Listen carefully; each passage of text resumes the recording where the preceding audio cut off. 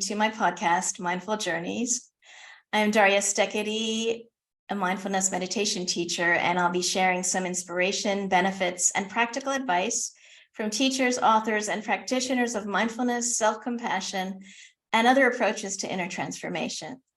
I'm very happy to have Chris Germer here today. Dr. Germer is a clinical psychologist and a part-time lecturer on psychiatry at Harvard Medical School. He co-developed the Mindful Self-Compassion MSc program with Kristen Neff in 2010, and they wrote 2 books, the Mindful Self-Compassion Workbook and Teaching the Mindful Self-Compassion Program. MSc has been taught to over 250,000 people worldwide.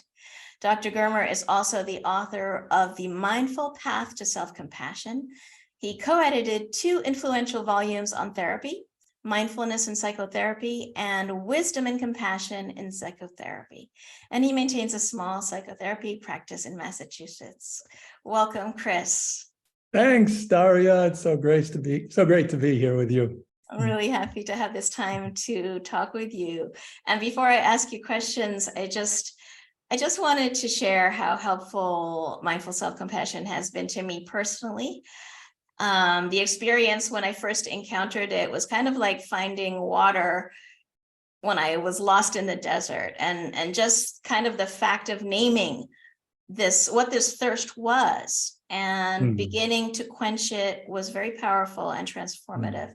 So just a moment of appreciation there. I'm so happy to hear that. I've noticed a lot of confusion about what compassion is, and also what self-compassion actually is. And I was wondering if you wouldn't mind clarifying that for us.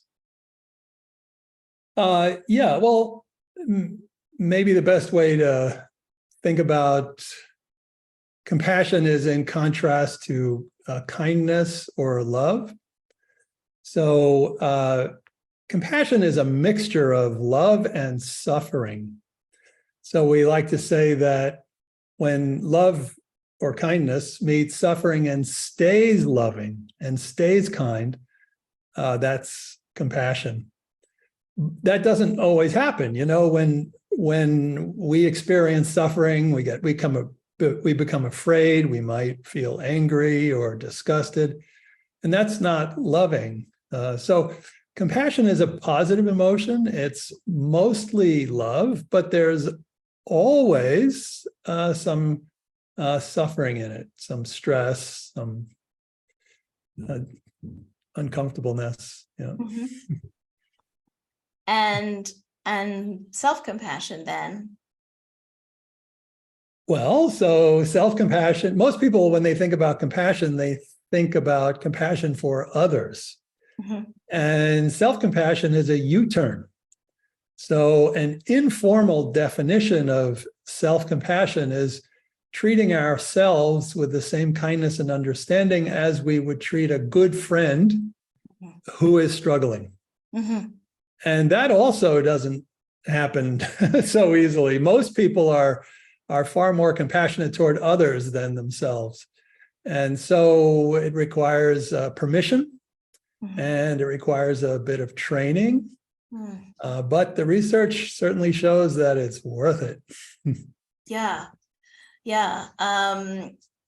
I've noticed that there's a fear that I've heard people express, that self-compassion, as you said, it doesn't come naturally, will make them kind of feel weak or be self-indulgent or self-pitying.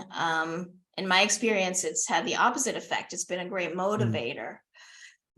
How would you address this fear that people might have that they're going to become a kind of mushy, unmotivated blob if they open the door to self-compassion?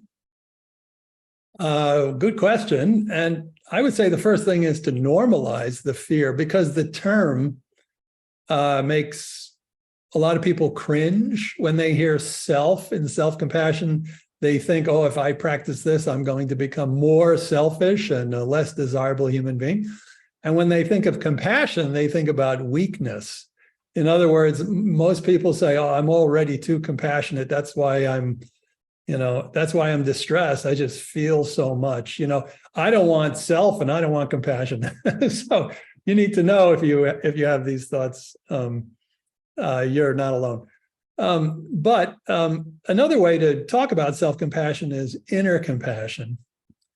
And if you look at the research, and there are now well over 5,000 articles in the academic literature on self-compassion, and really across the board, we can see that people who grow in self-compassion, they actually become more compassionate toward others, rather than becoming weak. Probably the common denominator of almost all this research is that self-compassion is an important factor in emotional resilience or coping.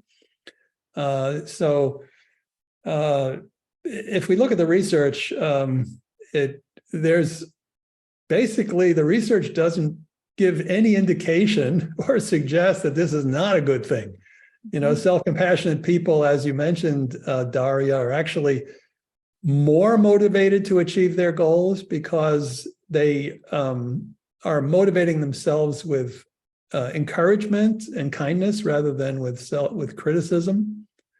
They're less self-indulgent because, how would you treat a good friend? You might indulge your friend a little bit, but in the long run, that'll harm them. So why do anything that would harm ourselves? And self-indulgence will harm us. So people who are high in self-compassion, they actually have healthier lifestyle. Also, another common fear is that people will become self-pitying, that they'll get all wrapped up in a little ball, poor me. Oh. And the research shows that doesn't happen either. Actually, people who are high in self-compassion, they ruminate less. They have more perspective on what's on their concerns, and they have a greater sense, this is paradoxical, of common humanity. It's sort of strange, but when we are really aware of our suffering and we meet it with kindness, we also have a sense that our suffering is part of the human experience. Mm-hmm. So people who are high in self-compassion actually feel more sense of common humanity, not less. Mm. So all these concerns, they are myths, they're misgivings, but mostly they're misconceptions. The research shows the opposite, really. Mm-hmm. It's wonderful to hear it so clearly spelled out for us. So you talked about what self-compassion is and also what it isn't. As a practitioner of mindfulness, I spend a lot of time sort of working with the aversion to painful experience, whether it's emotional, painful experience or physical, and this kind of instinctive pushback that we have, towards really any kind of pain. And I know that there's it's part of our evolution as human beings, that it's a defense mechanism and a coping strategy and all of this. But a lot of us, for very understandable reasons, kind of get stuck there. And, it's like sometimes even for a lifetime, like it's just too hard to turn to the pain. It's too painful to feel. So my question is, how can the practice of self-compassion sort of help us move through that initial moment of, I don't want to feel this. No. This is too hard. How to turn towards suffering, not away, how to become curious rather than resisting, how to say yes or maybe rather than no, and so that's really the practice of mindfulness. Mindfulness is kind of a spacious, open awareness to all of experience, including suffering. And mindfulness is actually a part of self-compassion. It's one of the three components of self-compassion. So how do we do this? We can do this by practicing mindfulness, but what's interesting is that there are, if we look at our own experience, when we've suffered, even frankly, when we were just born and suffered, the way our suffering was handled was through care and connection. In other words, somebody held us and spoke to us in a soft tone and expressed concern and kindness. And lo and behold, at the degree to which we fight our suffering just kind of reduces, and we can actually start to accept it. So the interesting thing is that mindfulness and self-compassion, they regulate emotions in different ways. Mindfulness regulates emotion through attention and awareness, like what we pay attention to and how we pay attention to it. Like we were talking about a kind of spacious awareness. But self-compassion regulates emotion through care and connection. So that combination, Daria, is really powerful. It's a powerful formula for turning toward difficult emotions and then having the perspective and the capacity to transform them for the better. You mentioned earlier one of the practice of turning toward what you're suffering, talking to yourself like you would talk to a dear friend, which is one of the first practices you learn in mindful self-compassion.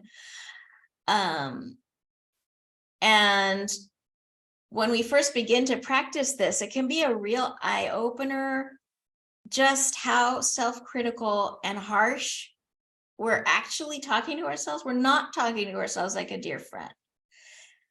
Now, this might be too vast a question, and you can just touch on it in any way you like, but why is this harshness so prevalent?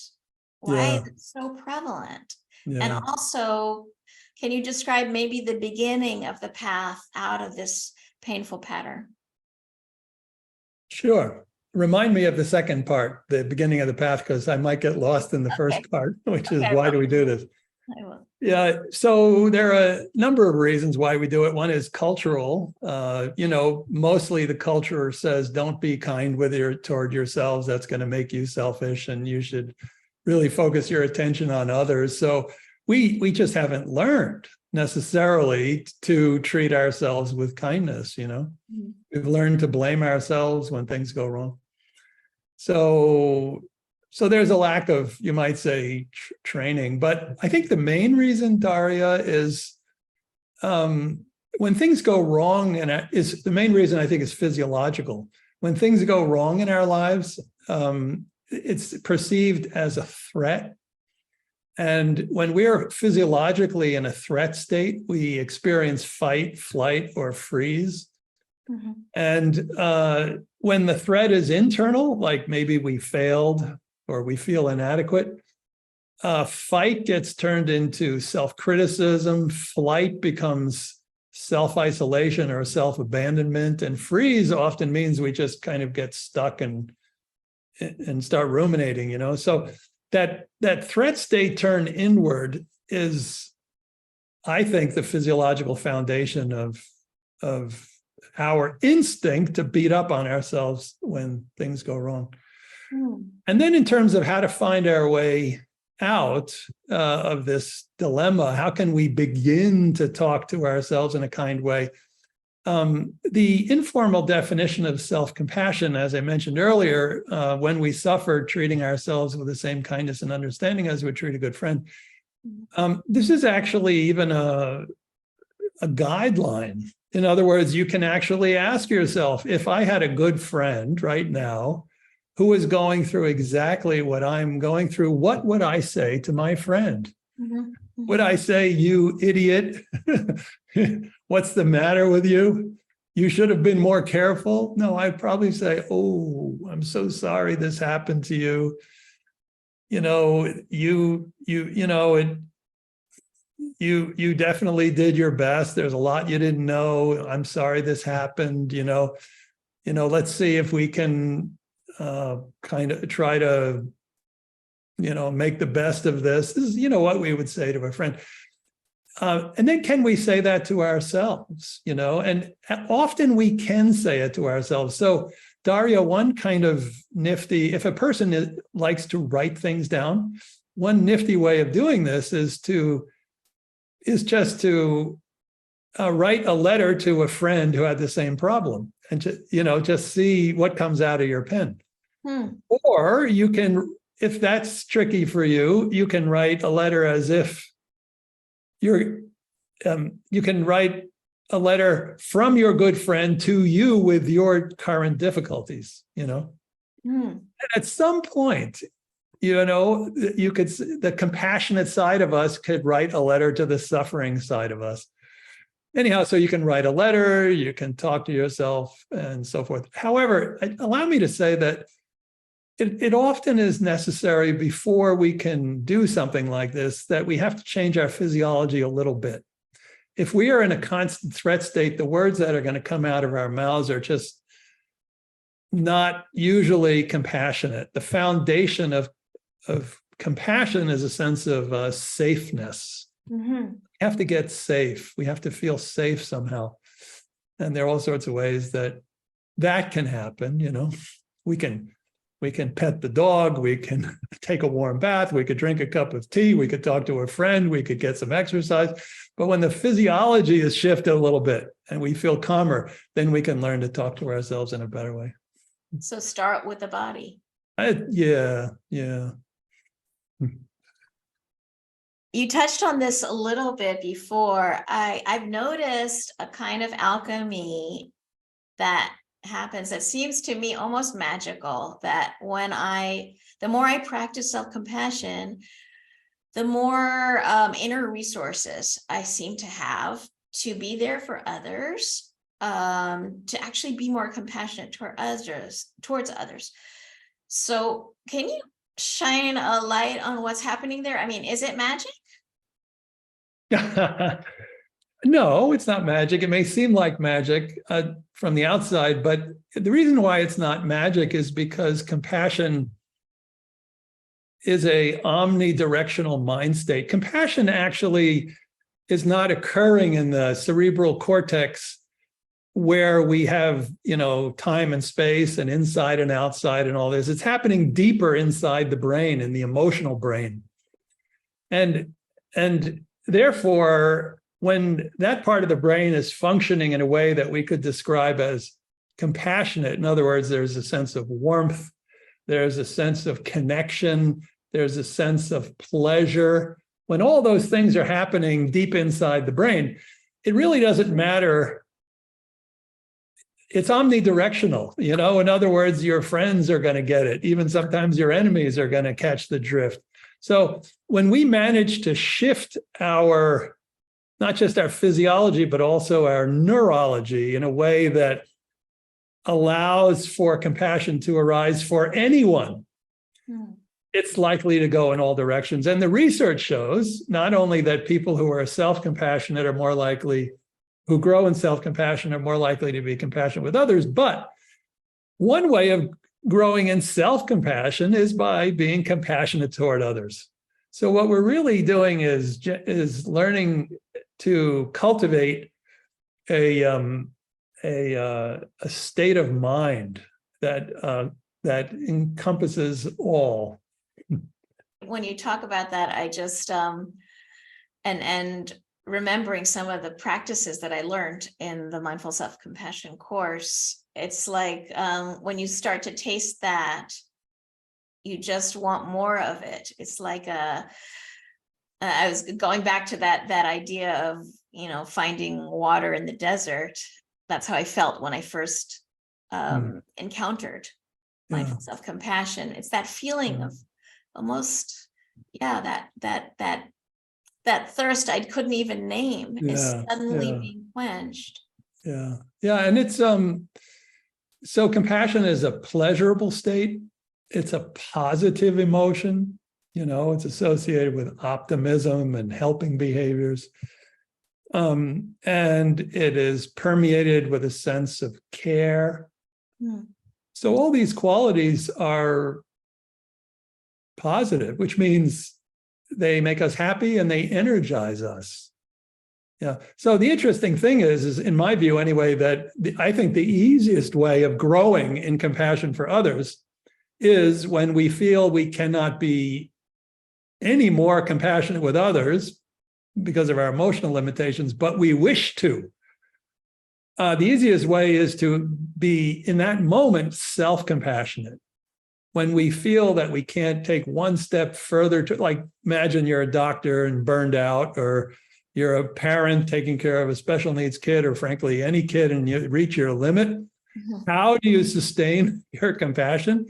I think the easiest way is self-compassion. It's at that point we can turn toward ourselves and we can warm up our internal household. And when we do that, then it begins to encompass others. So we don't need to try to be more compassionate toward others when we just can't do it. The easiest, most natural thing is to notice our limitations and to begin to love ourselves up. And lo and behold, the energy starts flowing in when we love others. Wonderful. Wonderful. It's like a secret. It's like a secret. Yeah, that's why I use the word magical, because I just, I mean, I've read your book, I've taken the classes and all this stuff, and yet when it's happening in me, it seems like a transformative, beautiful process that all my definitions kind of go out the window, and I'm like, oh. Yeah. Well, it's like a nice meal. You can read the recipe or you can eat it. What's better, That's true. Yeah. And mindful self-compassion is a delicious meal. It's a delicious meal. I'm feeling all this wonderful, and we're talking about all these wonderful emotions and wonderful, feelings, but there's also a lot of challenge going on in this world. And there are people around the world right now facing a lot of environmental, economic instability, war, societal oppression, and increasing psychological stress. So it kind of seems to me that now more than ever, we need to find ways to come out of our isolation and see what unites us, and find the energy, or cultivate the energy to work for positive change. So you touched on this before. You mentioned the words common humanity, and you described it a little bit. I was wondering if you could really describe what common humanity is and how it could perhaps help us to navigate the challenges that we're facing as humans. Yeah. So just to back up perhaps a little bit, we definitely, to handle the global problems that we have, which you so clearly articulated, we have to work together. And we have to see that other person's problems are our problems, because they are, Like right now in Boston, we have a lot of smoke that's coming from Western Canada. Like, everybody's problems is everybody's problems. The world has now become a pretty small family. And so we have to we have to work together. We have to be able to see others as similar to ourselves. So what's common humanity? There are two ways to look at it. One way is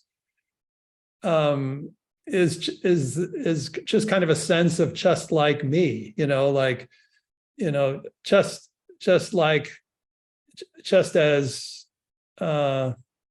all beings need food, so do I need food. Just as all beings cannot live in extreme heat, I cannot live in extreme heat.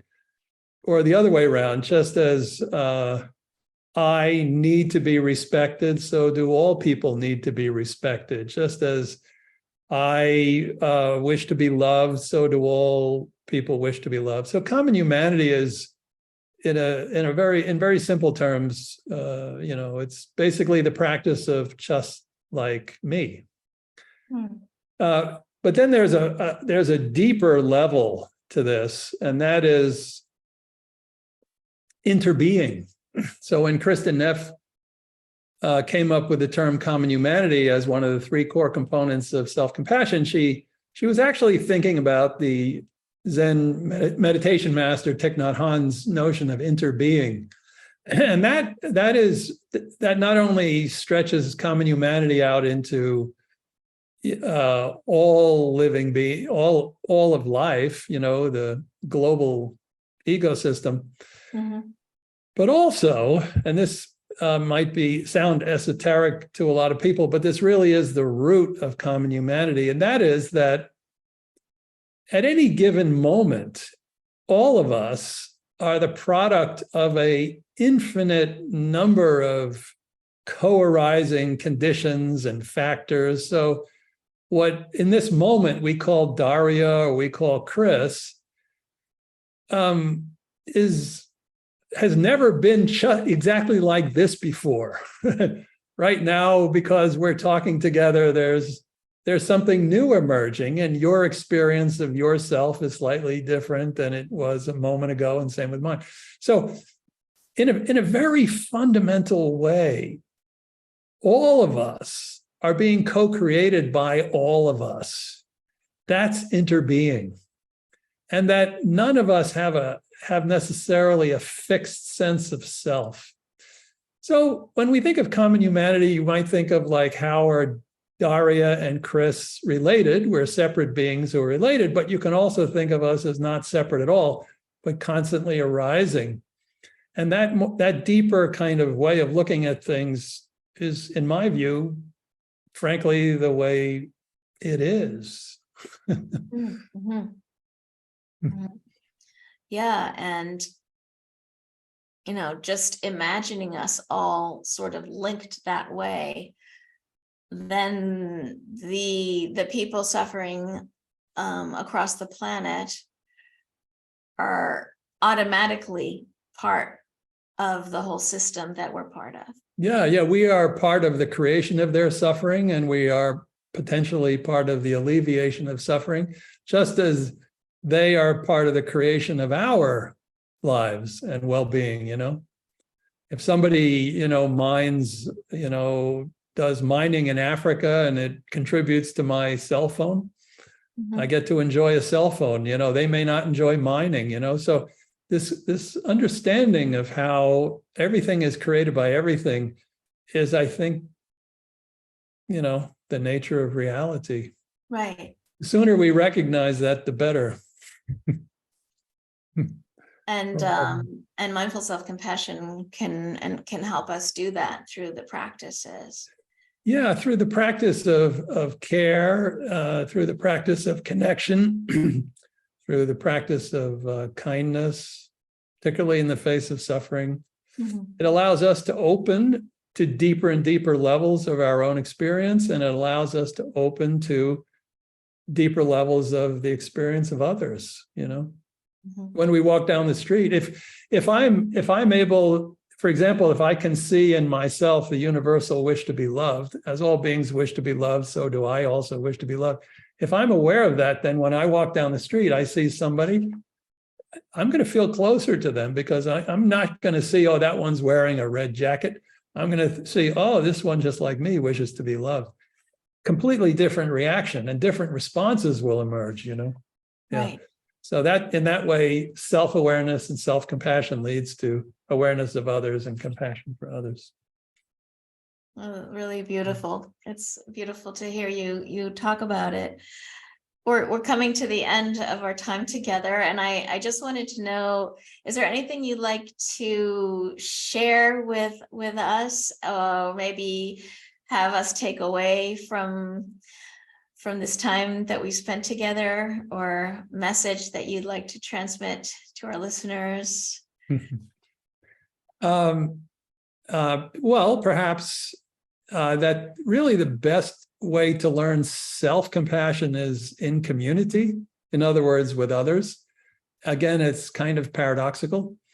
But if it's so much easier when we're learning with others to have a sense of common humanity, which allows us to soften up and open to the whole practice. Maybe two other very short things I could say. One is that when people think about compassion, they usually think only about softness and tenderness, but compassion can also be fierce, like a mother protecting her child. And in order to be in this world where right now, where so much needs to change in order to survive, we also have to summon up the fierce side of things, the fierce compassion. We need to be able to step out and to do what is right for the benefit of everyone. Maybe the last thing I'd like to say is that I know you asked for one, but I'm giving you three. Maybe the last thing I'd like to say is that I'd like to leave perhaps your listeners with a paradox.